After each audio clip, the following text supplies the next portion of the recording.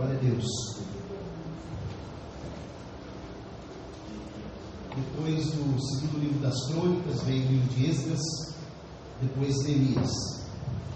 Capítulo 8, nós vamos ler a partir do versículo 1. Vamos estender até o versículo 12.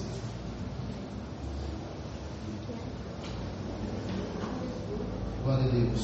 Neemias capítulo 8, versículo 1 em diante. Vamos fazer uma reflexão nessa noite, nessa palavra. Todos acharam? Amém. Leiamos a santa, bendita e eterna palavra de Deus.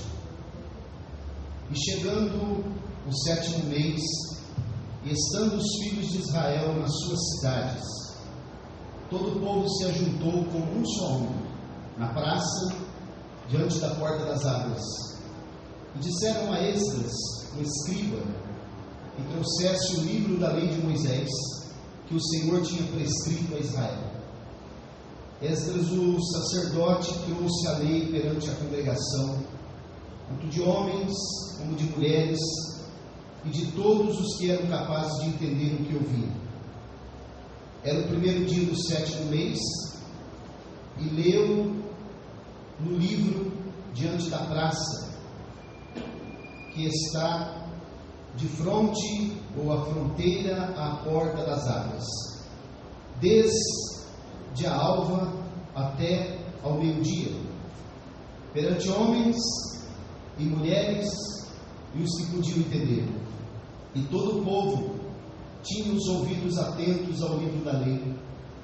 Esdras, o escriba, estava num púlpito de madeira que fizeram para aquele fim. Estavam em pé junto a ele, à sua direita, Matitias, Sema, Anaías, Urias, Ilquias, Maazéias, e à sua esquerda Pedaías, Misael, Malquias, Razum, Asbadana, Zacarias e Mesulão. Esdras abriu o livro à vista de todo o povo, porque estava acima dele. Abrindo ele, todo o povo se pôs em pé. Esdras bendisse ao Senhor, o grande Deus, e todo o povo respondeu: Amém, Amém. E levantando as mãos, inclinaram-se e adoraram o Senhor com o rosto em terra. E Jesua, Bani, Serebias, Jamim, Acubi, Sabetai, Rodias, Maacéias, Quelita, Azarias, Josabade, Hanã, Pelaías e os levitas ensinavam o povo na lei, e o povo estava no seu lugar. Leram no livro, na lei de Deus, claramente, dando explicações de maneira que entendesse o que se lia.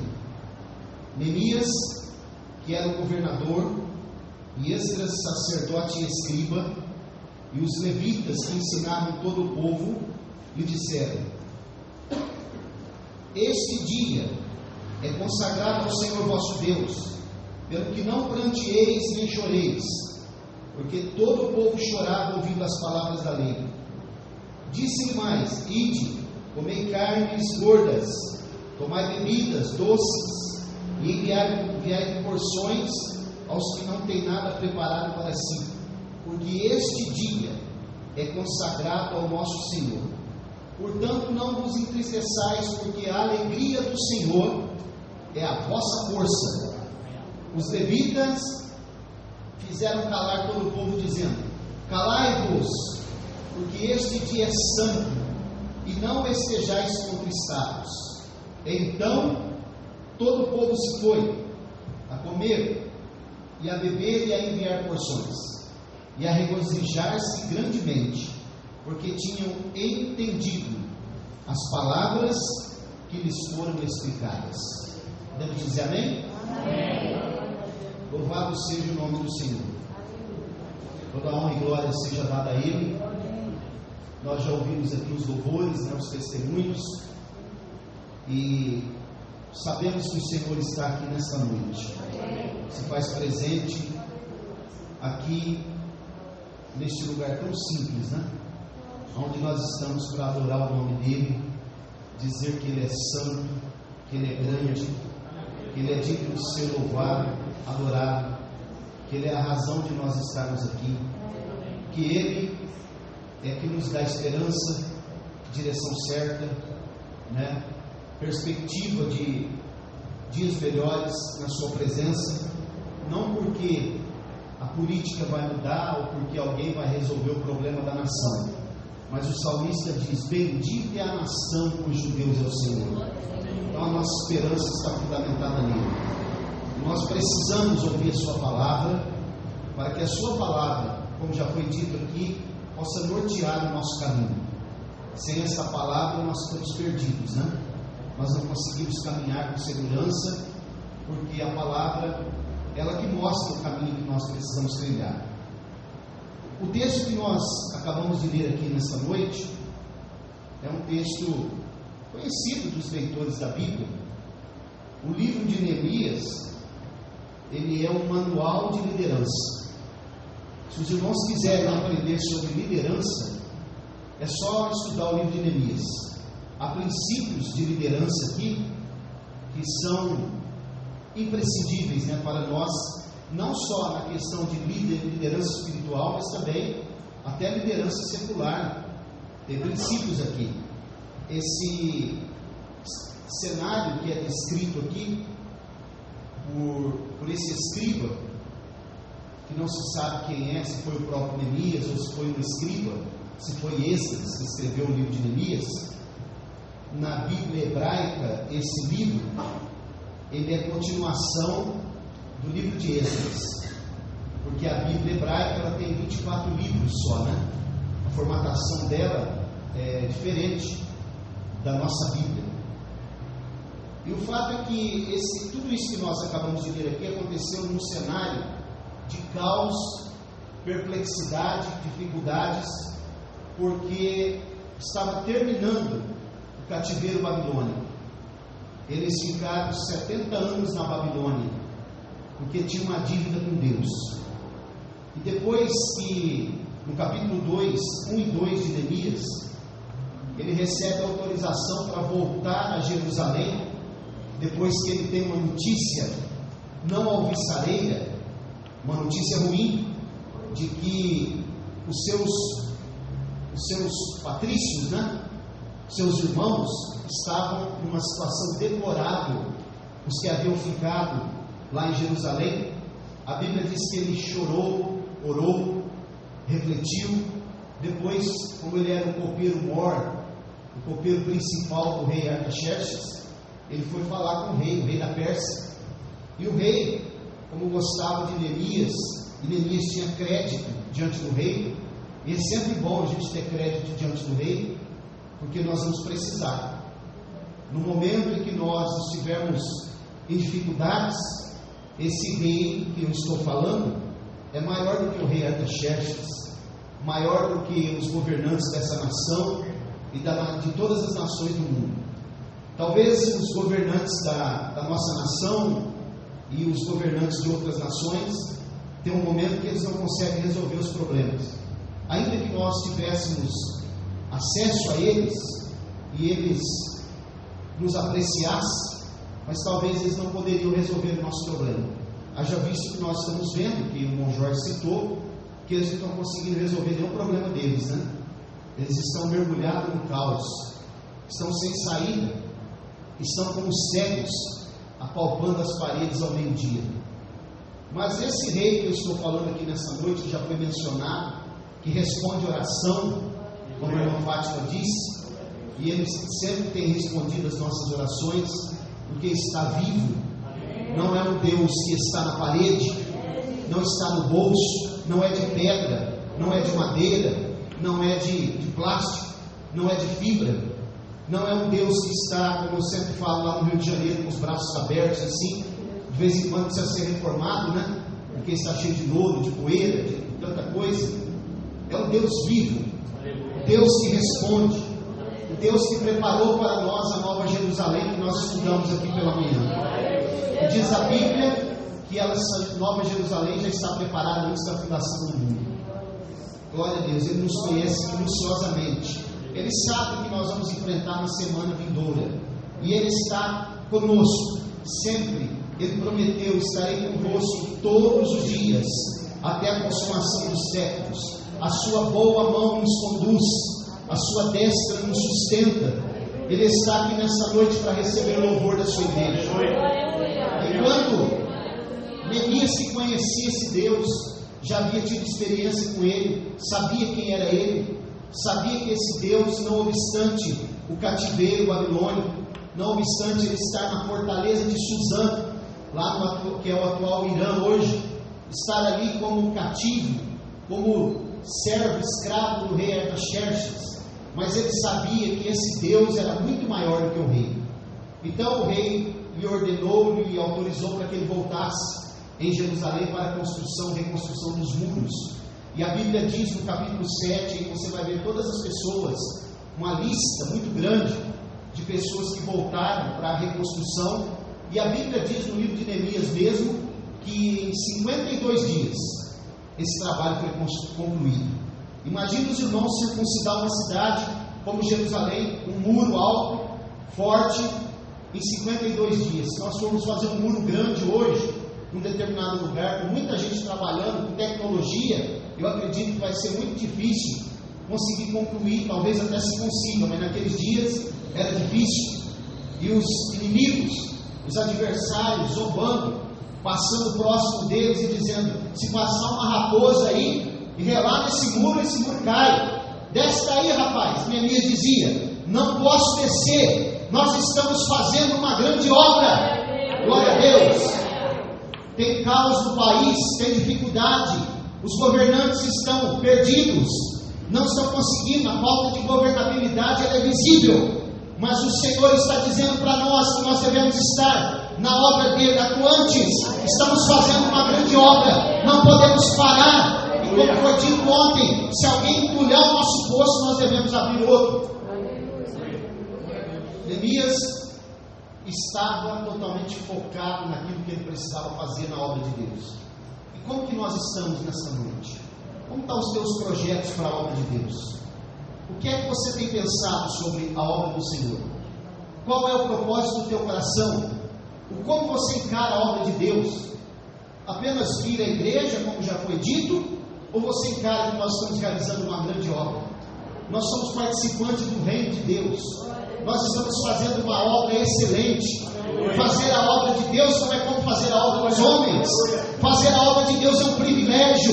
O Senhor nos privilegiou, porque nós estamos fazendo a obra do Senhor, uma grande obra, e a recompensa está nas mãos dele. A Bíblia diz que depois que foi feito esse trabalho, estavam fazendo o trabalho, eles trouxeram as contribuições depois para se fazer o templo, porque o templo foi reconstruído por Esdras e Zorobabel. Agora os muros foi Neemias quem liderou. A Bíblia diz que agora eles estão no 7º mês. Então o que eles fazem? Diz a narrativa bíblica que nós lemos, que os filhos de Israel estavam nas suas cidades, mas eles receberam um chamado especial. Nós podemos estar aonde nós estivermos, mas quando nós ouvirmos a voz de Deus, temos que estar preparados. Você está preparado para ouvir a voz do Senhor nessa noite? Você está preparado para aquilo que Ele tem proposto para você fazer? Você está disposto a realizar uma grande obra? Deus tem negócio contigo, com a tua casa, com a tua família, mas você precisa estar disposto, arregimentado, preparado, sem ser covarde, porque a qualquer momento Deus estará te chamando. Te prepara para realizar alguma coisa na obra de Deus. Eles estavam nas suas cidades, mas a Bíblia diz que todo o povo agora se ajuntou como um só homem na praça. Olha onde que eles foram, na praça. Os irmãos já pensaram que nós precisamos ir nas praças, nos valados, nas esquinas, nos guetos, como Moody um dia fez? Já falei isso aqui algumas vezes. Moody, um simples sapateiro, um homem simples, na cidade de Worcester, nos Estados Unidos, ele fez um propósito: todos os dias levar uma alma aos pés do Senhor. Isso não é fácil, irmão. Nós passamos o ano todo e não conseguimos fazer isso. Todos os dias, ele estava evangelizando e levando alguém. Quando foi um dia, caiu um verdadeiro dilúvio sobre a cidade de Moody. As ruas estavam cheias de água, já era quase meia-noite, e ele ainda não tinha conseguido levar uma alma aos pés do Senhor. Mas diz a história que ele olhou para o relógio da matriz, e ele percebeu: vai virar o relógio para meia-noite, e eu não posso quebrar o meu voto. Eu preciso ir nas praças, eu preciso sair, mas a chuva era intensa. E diz a história que Moody pegou uma capa de chuva e saiu. Os raios estavam cruzando de um lado para o outro no céu de Worcester, mas ele foi, andou no lugar, as luzes. Quem é que estaria no lugar daquele? Como Filipe. Deus disse para ele: vai para a estrada, para o deserto de Gaza. Era deserto. Quem é que quer pregar no deserto? Quem é que quer pregar aqui na cidade de Colina? Quem é que quer vir pregar aqui na igreja com poucas pessoas? Mas Deus usa quem Ele quer. Deus tem uma chamada, Deus tem uma obra para realizar nessa cidade, seja no deserto, seja no vale, seja no campo. Deus conta comigo e contigo para realizarmos uma grande obra. Glória a Deus. Deus há de preparar alguém para nos ouvir. Moody foi saindo, conseguiu entrar num beco sem saída, e ele observou lá no final do beco tinha um mendigo pegando o resto de comida. Ele se aproximou, foi se aproximando. Aquele homem levou um susto, pensou que era a polícia, e ele disse: você já ouviu falar de Jesus? E o homem levou um susto. O quê? Jesus. Ele pode mudar a tua história, ele pode escrever uma nova página hoje. Ele te tira do monturo de lixo e te coloca sentado no meio dos príncipes. Diz a história que quando Moody foi falando, aquele homem levantou a mão. Quando ele disse: eu quero Jesus, o relógio bateu meia-noite. Mas um dia Moody tinha levado uma alma aos pés do Senhor. Estamos fazendo uma grande obra, precisamos ir nas praças, temos a palavra certa. Ontem nós estávamos conversando, irmão Leandro, eu e outros irmãos, e dizendo que há pessoas que estão correndo na frente. Tem um personagem na Bíblia, Zadok, filho de Aimás. Ele queria levar de toda maneira, de todo jeito ele gostaria. Ele insistiu em levar a notícia da morte de Absalão para o rei Davi, mas ele não sabia o que tinha acontecido. Diz a Bíblia que ele apenas viu um alvoroço na casa, e ele quis correr. Tinha um Cushita, de Cushi, que era o mensageiro que corria, e Joabe disse: você não pode ir, você não tem a mensagem. E ele disse: mas eu quero ir. Correu na frente. Quando ele chegou no palácio, o rei Davi perguntou para ele: como vai o moço Absalão? E ele não sabia o que dizer. Eu não sei, eu só vi um alvoroço lá. E Davi disse para ele: então fica aqui de lado. Aí de repente veio vindo um Cushita, de Cushi, da Etiópia, atual Etiópia hoje. Quando ele chegou lá, a notícia era dura. O moço Absalão havia morrido. Era triste, não era alvissareira, não era boa notícia. Mas ele entregou a notícia, a mensagem certa. Não adianta correr na frente, não adianta fazer estardalhaço, não adianta fazer barulho. Precisa ter a mensagem certa. Deus tem a mensagem certa para nós nessa noite, e Ele conta comigo e contigo para falar na cidade de Colina. Glória a Deus. O povo estava na praça, e é interessante que eles não estavam diante de qualquer porta. Eles estavam diante da porta das águas. A cidade de Jerusalém era composta de 12 portas. A porta das águas era o local onde acontecia abastecimento de água. E o que é a água na palavra? É a própria palavra. Eles estavam no lugar diante da porta onde tinha palavra. Aonde é a porta que nós estamos indo? Tem palavra? Tem a palavra genuína? Tem a resposta de Deus que nós precisamos? Tem a orientação de Deus? Tem aquilo que Deus quer que nós façamos? Você consegue ouvir a voz de Deus quando a palavra é explanada? Eles estavam diante da porta das águas. E a Bíblia diz que Esdras, o escriba, foi dito a ele que trouxesse o livro da lei de Moisés, que o Senhor tinha prescrito a Israel. Deus escreveu com a sua própria mão. Os 10 mandamentos, pelo menos foi. O decálogo, O restante foi Moisés que escreveu. Mas pelo menos os 10 mandamentos Deus escreveu com o seu dedo. E olha aqui, eles não pediram para trazer qualquer livro. Não foi a revista Veja. Não foi qualquer outro tipo de livro. Não foi o jornal de grande circulação da semana. Não foi os livros de filosofia.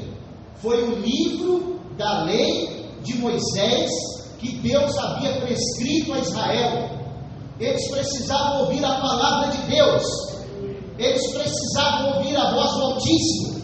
Estavam carentes de ouvir Deus falando com eles. Eles estavam reunidos na praça, todos eles, o povo todo, como um só homem. Isso fala de unidade, de mesmo propósito, de mesma direção, mesmo objetivo, em busca do mesmo céu, mesma esperança, uma só fé, um só amor, um só batismo, uma só esperança, um só propósito: morar no céu, estar com o Senhor, fazer a sua obra. É isso que a igreja precisa ter em mente.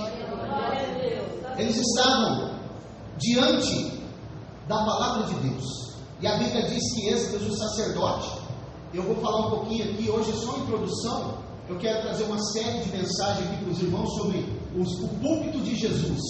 Vamos começar com esse aqui hoje. Os irmãos observem que quando eles estavam com a lei diante de toda a congregação, e é interessante que era tanto homens como mulheres, e todos aqueles que eram capazes de entender, porque não adianta pregar a palavra de Deus, não adianta ensinar se as pessoas não são capazes de entender. Quando Filipe estava lá na estrada de Gaza, que eu citei, ele se encontra com o eunuco, que era o tesoureiro da rainha de Candace, na Etiópia. Ele estava lendo o livro do profeta Isaías dentro do seu carro, capítulo 8 dos Atos dos Apóstolos. E Filipe emparelhou com o carro, talvez ele correu, né? E ele disse: "Entendes o que lê?" E ele responde: "Como poderei entender se não tem quem me explica?" Aí ele convidou Filipe para subir no carro. Ele estava lendo, aí ele perguntou se o profeta Isaías falava a respeito dele mesmo ou de outrem. E a Bíblia diz que Filipe explicou que estavam falando de Jesus.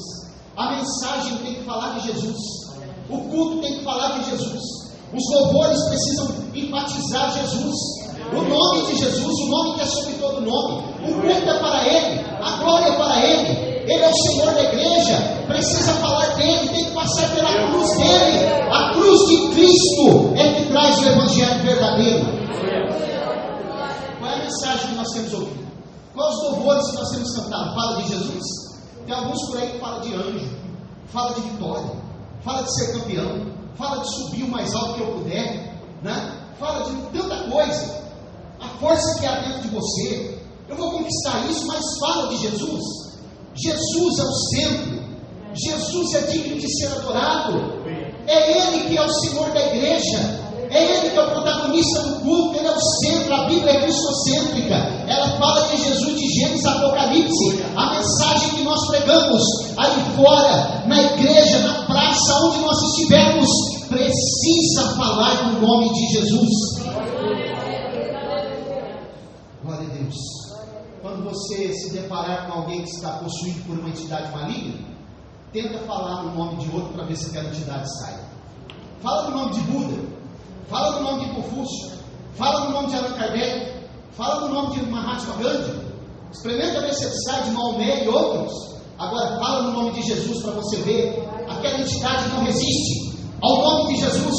Em meu nome expulsarão os demônios, falarão novas línguas, pisarão serpentes e escorpiões, e se beberdes alguma coisa mortífera, não lhe fará dano algum. Em meu nome colocarão as mãos sobre os enfermos, e eles serão curados. Esse nome tem poder, o nome que é sobre todo nome, e que um dia todo o joelho se dobrará e confessará que Ele é o Senhor. Glória a Deus. Aleluia, Jesus. A Bíblia diz que os que eram capazes de entender, versículo 2, que ouviram, e era o primeiro dia do 7º mês, eles estavam decididos. A Bíblia diz no versículo 3, que leu no livro, diante da praça, que está de frente à porta das águas, desde a alva até o meio-dia, perante homens, mulheres, e os que podiam entender, e todo o povo tinha os ouvidos atentos ao livro da lei. Até meio-dia, da aula até o meio-dia, nós temos dificuldade às vezes de vir para a escola dominical. Nós temos dificuldades, passar um pouquinho do horário, nós já começamos a olhar no relógio. Aqui foi da alva, do romper do dia até meio-dia. Lá no livro dos Atos dos Apóstolos, Paulo também, a Bíblia diz que ele estendeu o sermão até meia-noite. E eu estava na janela, porque janela não é lugar de crente ficar. Quando o crente fica na janela vendo a banda passar, ele tem um alto risco de cair de lá. Foi o que aconteceu com Eutico. Ele caiu e morreu, e precisou de Paulo orar para que ele fosse ressuscitar. E naquele momento ali, o doutor Lucas se converteu na cidade de Troade, quando ele viu aquele grande milagre, lá na cidade de Troade. Provavelmente até o chamaram ali, pelo fato dele ser médico. A Bíblia diz que Mical, filha de Saul, filha do rei Saul, ficou na janela, olhando. E quando Davi veio chegando em Jerusalém, cantando, porque a arca estava vindo, ela chamou Davi de um nome pejorativo, e por causa disso ela ficou estéril. Não é lugar de ficar, janela não é lugar para crente. Temos que estar de frente à porta das águas, aonde Deus fala conosco, aonde Ele se revela, aonde Ele responde a nossa oração, aonde Ele corrige os nossos erros, aonde Ele nos dá a direção certa, aonde nós ouvimos a sua mansa, meiga voz falando conosco. Glória a Deus. É tão difícil, irmão Jorge falou, ser crente, né? E é mesmo. Corrigir, irmãos, os nossos erros todo dia. Nós que somos tão falhos. Tem dia que eu já falei isso com os irmãos várias vezes. Tem dia que eu me ponho lá no banco dos réus, sento lá e eu sou o juiz. Aí eu falo, Senhor, me ajuda. Eu tenho que melhorar isso aqui. E é tão difícil melhorar, irmãos. Tão difícil, eu tenho tanta dificuldade. Quero ser um melhor marido, melhor pai, melhor pastor, melhor pregador, melhor ensinador, mas é tão difícil. Eu sento lá, Senhor, me ajuda. E eu vou sendo juiz, vou me julgando ali. Porque eu tenho que melhorar. Glória a Deus. Não podemos ficar na janela. Janela não é lugar para nós estarmos. Esse povo aqui, esses homens, essas mulheres que entendiam, estavam atentos. Atentos. O que é estar atento? Eu preciso pegar. Você está pegando nessa noite aí? Está conseguindo pegar tudo que Deus está falando aí? Diz o pastor Alderi, né? Você pegou aí, rapaz? Fala. Pega aí, irmão, nessa noite. Você está atento? Se eu não estiver atento, como é que vai acontecer? Eu vou ficar na janela, a banda passando e eu distraído, indolente. Mas se eu estiver atento, eu não vou perder. Quando passar a oportunidade, quando Deus me der um sinal verde, o momento certo, eu vou estar atento, eu vou ficar de olho.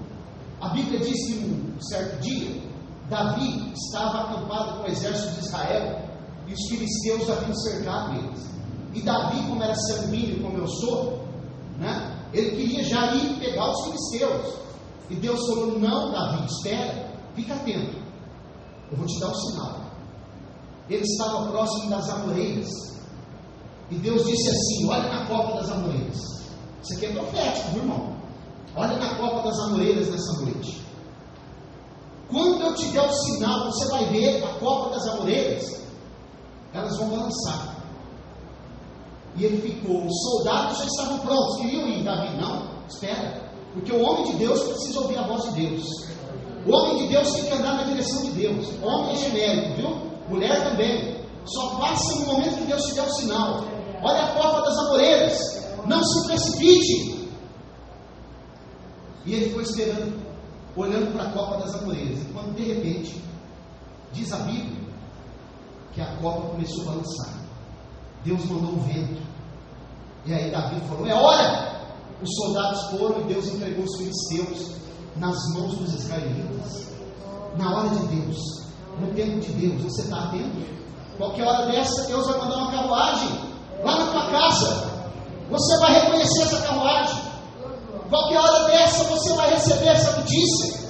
Como Mefibosete, quando estava lá no local lá esquecido, Lodebar, lugar esquecido, chegou a carruagem real para buscá-lo. Deus há de mandar uma carruagem real na tua casa. Você precisa estar atento. Entregue a tua família, entregue os teus filhos, os teus entes queridos na mão do Senhor. Deixa que Deus cuida da enfermidade do teu filho. Deixa que Deus cuida da tua casa. Ele é o dono da vida. Se Deus não guardar a cidade, em vão vigia a sentinela. Não fique pensando que você vai resolver tudo. Deixa que Deus está no controle. Deixa que Deus faz aquilo que o homem não faz.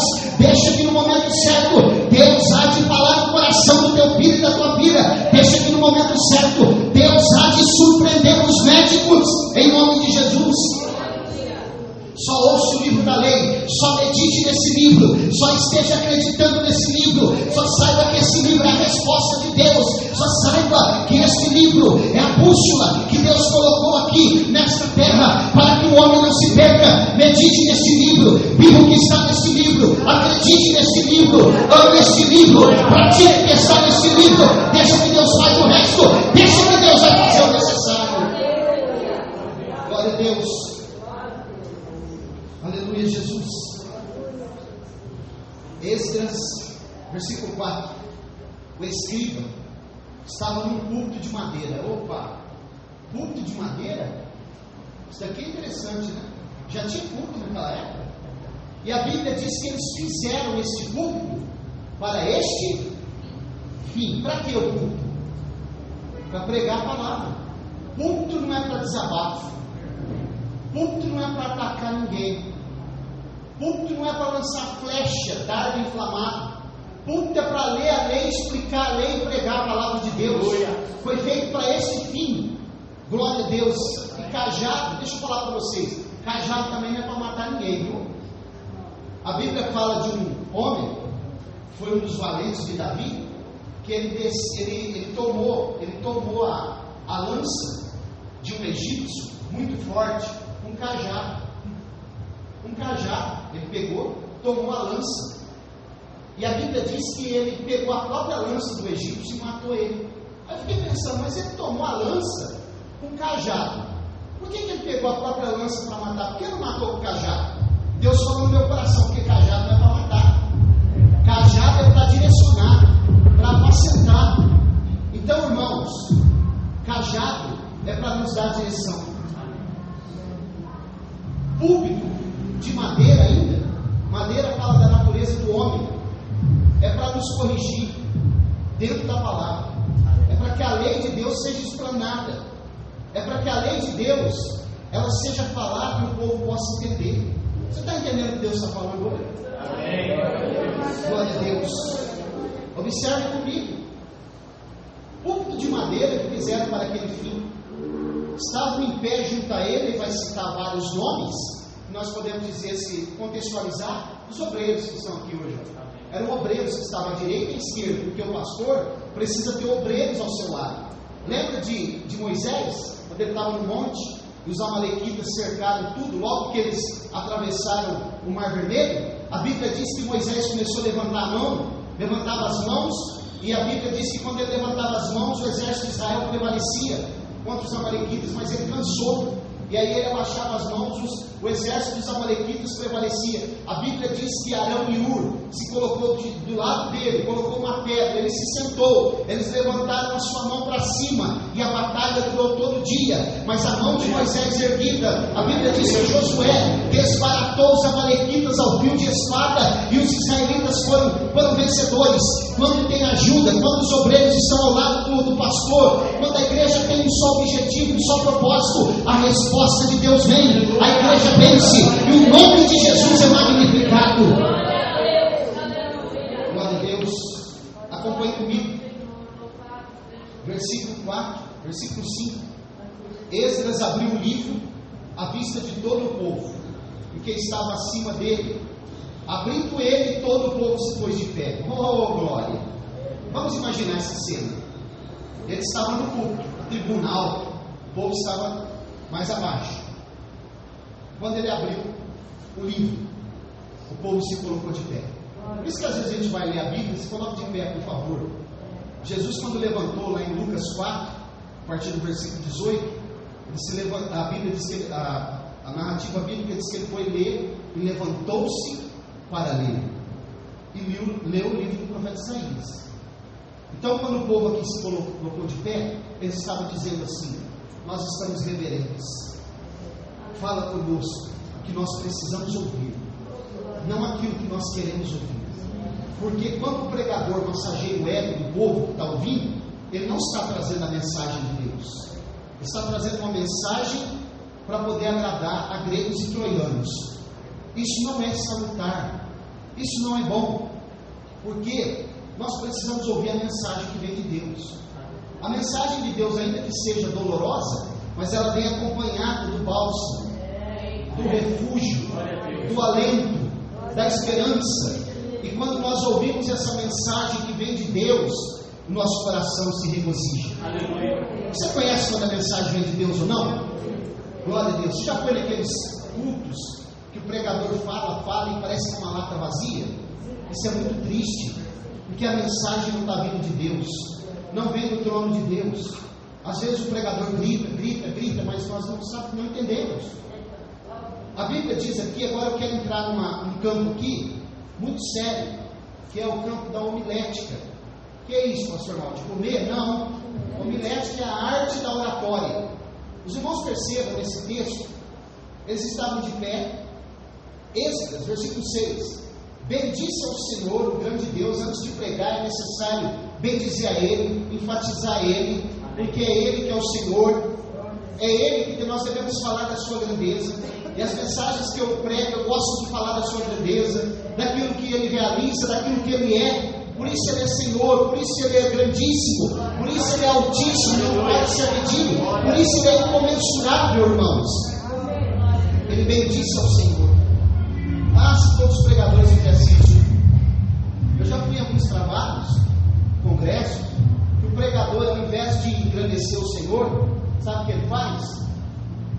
Esta noite, estou chegando aqui, acabei de chegar da Austrália, preguei lá numa conferência, agora semana que vem eu vou para os Estados Unidos, então outra semana eu vou estar na Inglaterra.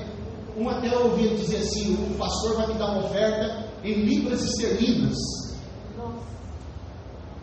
Engrandecer o nome do Senhor. O pregador não é para se aparecer.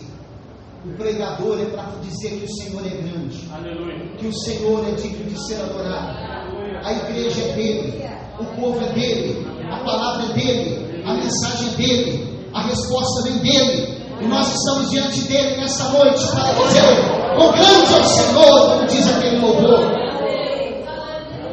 Glória a Deus. Engrandecer o nome do Senhor. E o povo respondeu: amém, amém. Deixa eu ensinar uma coisa para vocês aqui. Não fala amém para tudo não, viu? Certa vez um pregador estava pregando e ele estava falando sobre um adultério que havia acontecido. E a irmã gritou lá atrás: amém! Aí o pastor disse: amém, porque não aconteceu na tua casa, irmão. Significa que ela estava ligada no culto, né? Estava muito ligada. Cortaram a cabeça de João Batista. Glória a Deus, amém. Fale amém. Amém quer dizer assim seja. Amém. Você está concordando.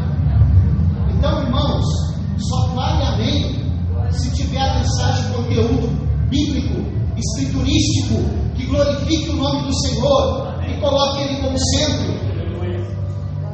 Glória a Deus. Levantando as mãos, inclinar e adorar o Senhor com o rosto em terra. Porque quando a palavra é explanada, precisa haver adoração, precisa haver quebrantamento. Glória a Deus. Versículo 7. Jesua, Bani, ele vai citar outros nomes aqui, que eram levitas, obreiros, né? Que estavam também ajudando, auxiliando no ensino do povo, porque era muito. O pastor não trabalha sozinho, o sacerdote não está sozinho, ele precisa de outros para estar ajudando no ensinamento. E a Bíblia diz, versículo 8: e o povo estava no seu lugar. No seu lugar. O povo não estava levantando para beber água no banheiro, não. Até meio-dia. Glória a Deus. O povo estava atento. Você quer ver a movimentação de crente? Vai nesses grandes congressos, em ginásio de esporte e outros. Parece que tem uma formiga, de tanto que eles andam, não estão ligados no culto, perdem a bênção. Às vezes Deus vai falar com eles e eles não conseguem ouvir, porque não estão atentos, andam demais. Versículo 9. Versículo 8. Ler o livro da lei, diante da lei de Deus, claramente, dando explicações, de maneira que entendesse o que se lia. Deixa eu falar uma coisa agora de homilética para vocês. Você sabia que a pessoa que tem a maior capacidade de assimilar palavras, ela só assimila 40 palavras por minuto? A que tem a maior capacidade. Imagine se o pregador falar 500 por minuto e gritar demais. Quem é que vai entender? 500 palavras por minuto? Metralhadora, né? Eu vou me ter um pregador que vai vir aqui em maio, ele é meio metralhadora, mas eu já falei para ele: você vai devagar lá, rapaz. Porque numa mensagem de 40 minutos ele fala mais de 150 versículos, citando assim. Eu gosto até de ouvir, mas falei: você vai devagar, hein? A igreja lá é ortodoxa. Não, pastor, pode deixar. Irmãos, eles estavam explicando a palavra da maneira que o povo entendia. Você está entendendo a mensagem hoje? Não adianta eu falar aqui, uma mensagem com muitos textos sendo citados, fora de contexto, e você não entendeu o que está sendo pregado. Tem que ser explicado aquilo que está sendo pregado. Mensagem expositiva. Glória a Deus. Versículo 9. Neemias, que era o governador de Esdras, sacerdote e escriba, e os levitas, que ensinavam todo o povo, lhe disseram: este é o dia consagrado ao Senhor vosso Deus. Pelo que não pranteeis, nem choreis, porque todo o povo chorava ouvindo a palavra da lei. Ô irmãos, quanto tempo faz que você não chora ouvindo a palavra de Deus? A palavra de Deus não te toca mais? Você não sente a palavra de Deus falando com você mais? Já percebeu que não se carrega lenço mais, quase?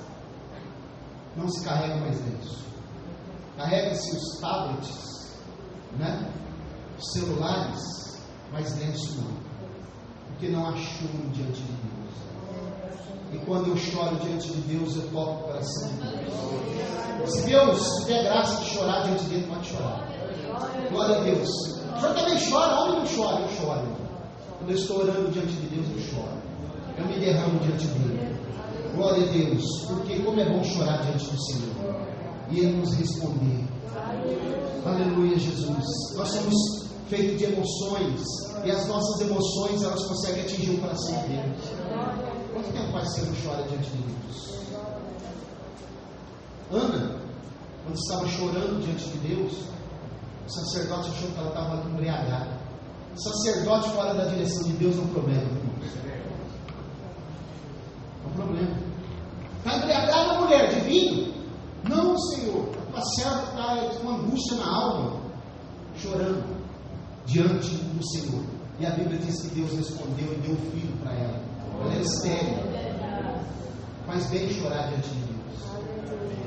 Hoje é o dia consagrado ao Senhor, é o domingo. É o nosso sábado, sabia? O sábado do cristão é o domingo. Não vai falar isso com o adventista que ele vai ficar bravo, mas é verdade. Viu? Irmãos, hoje você pode chorar na presença do Senhor, mas o Senhor está dizendo que é dia de alegria. E a alegria também nos traz choro. Glória a Deus. O conselho que foi dado a esse povo, para eles saírem para comer e beber. O povo que come é crente, já faz muito tempo, hein? Desde essa época aqui, vai comer bebidas doces, gordura, bebidas doces, refrigerante da época, né? Glória a Deus. Porções. E tem uma coisa: não se esqueça de enviar porções para aqueles que não têm. Repartir com os que não têm. Você tem feito isso? Não é só comida material, não. Você tem que repartir com o que você recebe de Deus espiritualmente. Você tem falado aí na rua que você tem aprendido? Lembra de Filipe, quando ele encontrou-se com Jesus na praia, no mar de Tiberíades? Ele correu para falar para Natanael: encontrei o Messias. Natanael: você está doido, rapaz? De onde vem esse homem? De Nazaré. Doido. Nazaré? Olha, aonde você ouviu essa palavra? Lá em Colina. Você está doido, esquece isso daí. Colina não está ali no mapa. Não é? Nem no mapa. Nazaré não tem nada de bom. Aí Jesus se aproximou dele, olhou para Natanael assim. Eu fico pensando, irmão, como que Jesus olhou para ele? O olhar meigo de Jesus. Quando Jesus olhava nos homens, eles não aguentavam. Era muito diferente dos fariseus, né? E Jesus disse para ele assim: eis aí o verdadeiro israelita, em quem não há dolo algum. Jesus estava dizendo o seguinte: você tem caráter, rapaz, eu te conheço. Aí, o senhor me conhece? Da onde? Eu te conheço desde quando você estava lá debaixo da figueira. Glória a Deus. Jesus te conhece, irmão. Glória a Deus. Conhece o Ida. Jesus te conhece. Conhece a mim também. Glória a Deus. E faz tempo que ele te conhece, irmão. Figueira, a árvore genealógica de Israel. Eu te conheço, eu sei de onde você veio, rapaz. Eu sei quem é tua mãe e teu pai, eu sei a tua história, eu sei o jeito que você foi montado, eu sei os traumas que você tem, eu sei porque que você é desse jeito, mas eu posso transformar a tua vida, eu posso te dar uma nova esperança. Glória a Deus. Não é mais jeito para mim não, eu estou perdido. Sabe o que falaram para mim ali na rua? Pau que nasce torto, morre torto. Jesus é carpinteiro por excelência. Ele pode mudar. Estou terminando, irmãos. Tem um pouquinho de paciência que eu já vou terminar. Glória a Deus. Olha aqui. Olha o versículo 11. Os levitas fizeram calar todo o povo, dizendo: calai-vos, porque esse dia é santo, e não estejais conquistados. Deus está dizendo: calai-vos. Aqui é um momento de reflexão. Deus está dizendo para nós aqui, para a gente fazer uma reflexão e não ficar triste, preocupado com a semana que vai vir. Será que a presidente vai cair ou não? Isso aí não pertence a nós. Deixa eu dar uma orientação para vocês aqui nessa noite. Vocês têm orado pela presidente? Pastor Mauro, agora o senhor fechou a porta para nós. Eu estou orando por ela. Pastor Mauro, por que o senhor está orando por ela? Viu? E eu não participo de manifestação contra uma autoridade. Sabe o que vai acontecer? Deixa que aquilo que Deus estabeleceu para acontecer, vai acontecer. Em nome de Jesus, vamos orar. Ou vamos orar pelas autoridades. Deixa na mão de Deus. Deus é o Senhor. Deus é soberano. Ele sabe todas as coisas. E tem mais um detalhe, que eu falei para vocês. Um povo corrupto querendo tirar o governo corrupto. É o contrassenso. Não é? O senhor está apoiando? Não. Eu sou peritoriamente contra tudo isso que está acontecendo lá, tudo que está sendo feito de errado. Todavia, para que nós falamos alguma coisa, façamos um juízo, nós devemos ser exemplo. Se eu pego um troco no mercado que alguém me dá e levo para casa, eu não tenho moral para poder acusar o presidente. Se eu engano alguém no negócio, eu não tenho moral. Eu também sou corrupto. Não é? É a lei de Deus que diz isso. Se eu faço falcatruas em mim, faço barganha, dou jeitinho brasileiro, se eu burlo a fila, não é? Se eu pego uma ceia que não era minha, eu não tenho moral para querer tirar o presidente. Então, irmãos, vamos orar. Deus tem uma solução. Ele tem uma solução. Sempre teve na história. Ele está no controle. Glória a Deus. A igreja do Senhor orando, ela está guardada. A crise vai vir, vai aumentar os problemas, mas nós estamos guardados. O Senhor guarda a nossa casa, o Senhor guarda a nossa família, o Senhor guarda o emprego, o Senhor guarda as suas coisas. Fica tranquilo, Deus vai guardar a tua causa. Último versículo, versículo 12. Então todo o povo se foi, comer, beber, enviar porções e a regozijar-se grandemente, porque tinham entendido as palavras que lhes foram explicadas. Você entendeu? Então, amanhã, quando levantar de manhã, agradeça a Deus. Diga para Ele: Senhor, eu estou levantando, me guarda. Guarda minha casa, Senhor, minha família, meu emprego. Prepara para mim aquilo que é necessário. Eu te agradeço.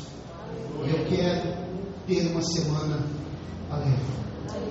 Glória a Deus. Irmãos, não há nada. Coloque-se de pé, por favor. Não há nada